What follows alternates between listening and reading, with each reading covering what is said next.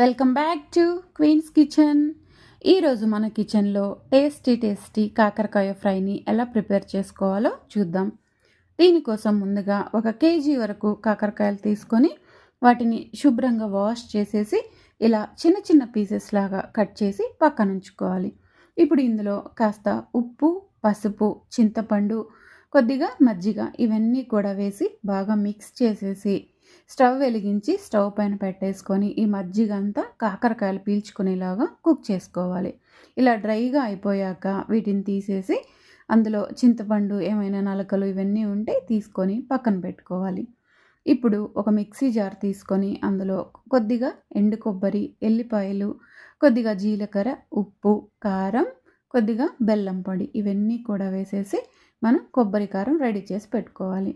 ఇప్పుడు స్టవ్ వెలిగించి ఒక ప్యాన్ పెట్టేసుకొని అందులో ఒక 10 టేబుల్ స్పూన్స్ వరకు ఆయిల్ వేసుకొని కాకరకాయ ముక్కలన్నిటినీ రెడ్ కలర్లో వచ్చేలాగా డీప్ ఫ్రై చేసుకోవాలన్నమాట. ఇలా ఫ్రై చేసుకోవడం వలన మనకి కాకరకాయలు అనేది చేదు కూడా అస్సలు ఉండదు. మనం ముందుగానే మజ్జిగ, చింతపండు, ఉప్పు ఇవన్నీ వేసి కుక్ చేసుకున్నాం కదా. ఇలా ఫ్రై కూడా చేసేసాక మనం ఒక్కసారి ఈ కాకరకాయ ముక్కని టేస్ట్ చూసామంటే అస్సలు చేదుగానే ఉండదన్నమాట. చాలా టేస్టీగా ఉంటుంది. పిల్లలు కూడా చాలా చాలా ఇష్టంగా తింటారు. ఇలా కాకరకాయ ముక్కలన్నీ ఫ్రై చేసేసుకున్నాక ఇప్పుడు అదే ఆయిల్లోనే కాస్త పోపు దినుసులు, కొద్దిగా కరివేపాకు, ఒక బిగ్ సైజ్ ఆనియన్ని సన్నగా పొడవుగా కట్ చేసి వేసుకొని దాన్ని కూడా ఫ్రై చేసుకోవాలి. ఇలా ఆనియన్స్ అన్నీ బాగా ఫ్రై అయిపోయాక మనం ముందుగానే రెడీ చేసి పెట్టుకున్న కొబ్బరి కారం కూడా వేసేసి అది కూడా వేసి పచ్చి వాసన పోయే వరకు ఫ్రై చేసుకోవాలి.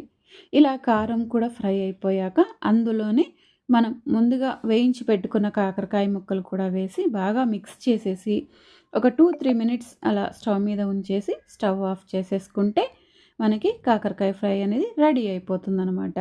ఇలా చేసుకుంటే మనకి 1 మంత్ వరకు కూడా ఇది నిల్వ ఉంటుంది. అలానే ఫ్రిడ్జ్లో ఉంచుకున్నామంటే 3 మంత్స్ వరకు కూడా ఈ కర్రీని స్టోర్ చేసుకోవచ్చు. మనకి అబ్రాడ్లో చదువుకునే పిల్లలకి కూడా ఇలా తయారు చేసి పంపించవచ్చు.